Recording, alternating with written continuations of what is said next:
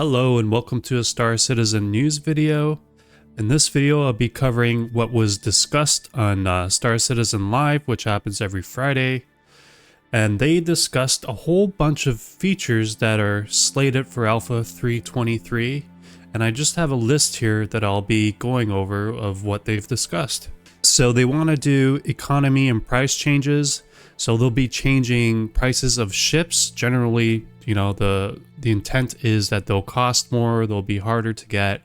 They're going to change prices of weapons, guns, ammo, missiles, all that kind of stuff. So it'll be, you know, a huge quality of life improvement and make the game more meaningful, in my opinion. They mentioned they want to get the new looting UI from Squadron 42 into the persistent universe, so you can easily loot, you know, throwables, consumables, magazines, and you'll have access to your weapons loadout, so you can just easily swap each item. They've talked about a new Xeno threat update, so they want to, I think they want to expand on it. They talked about rolling it out before the patch goes live. Like they were trying to have a goal for that, and then completely expanding on Xeno threat. And then they talked about the blockade runner missions. They want to expand on that as well. Then they talked about freight elevators that they want to bring in for Alpha 3.23. And this video is from CitizenCon. So these are going to be the freight elevators that they want to bring into the game. So you'll be able to offload cargo. You'll be able to store cargo, you know, bring them onto your ships. This is going to be huge because then you could just store your commodity and then sell it later. And of course, we can't forget about the ground vehicles. So we'll be able to spawn our ground vehicles and load them up into the freight elevators. So anytime you have a ship into your hangar, you could just load in your ground vehicles. And all of this will be along with the persistent hangars coming into Alpha 3.23. They also talked about the new character creator that they want to bring in for Alpha 3.23. And honestly, I was pretty surprised that they're trying to bring this in so early. This patch is just huge. And like the new character creator, you know, I think player identity is so important in MMOs. So I'm like, personally, I'm really excited for this. So you'll be able to make your character unique and make them look the way that you want. And this is a really robust character creator. So in this video from CitizenCon, they'll have a DNA pool expansion and customization. So data-driven pipeline adding new heads. It'll expand the pool and allow for more selection and range. They scanned 60 new heads for their DNA pool, but of course they didn't confirm if this will all be into Alpha 3.23. They process all their heads internally, and everything will be customizable up to facial features, skin, complexion, eyes, and makeup. When they showed off this scene with all the new characters, with the character customization, I was just so impressed. Like the world just feels lived in. I think it's going to make it really feel like an MMO. So this is one I'm super excited for and looking forward to. Then they talked about the new star map that they want to bring into Alpha 3.23. And this is really huge. I think this is the biggest quality of life improvement in this list, in my opinion.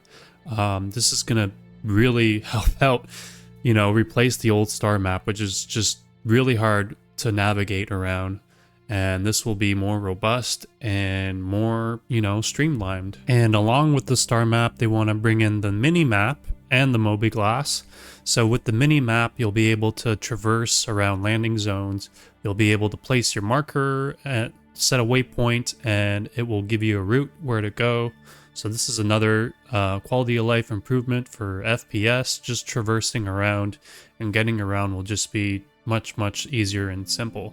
And in the video from CitizenCon, you can see the mini-map up on the top left. The players set a route, and then, you know, on your mini-map, it'll just show the route, and you could just have a visual understanding of your surroundings. And so this is going to be just a great quality of life improvement. They also talked about bringing in the new master modes into Alpha 3.23.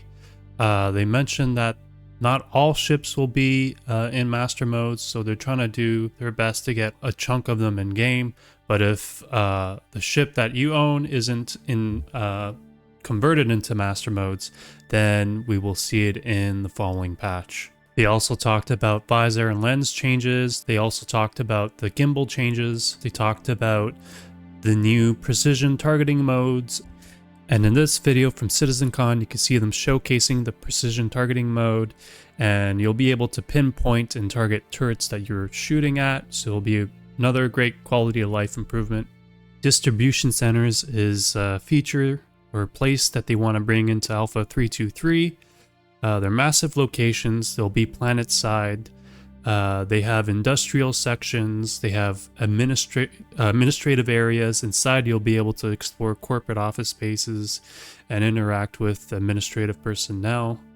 They added landing pads in front of the lobby, specifically for these smaller ships like the Pisces you see on here. They're ideal for short stays like pickup and delivery missions. You'll meet up with unique quest givers, and depending on your reputation level, you'll receive various mission types, either friendly or hostile. So this is another huge feature coming into Alpha 3.2.3.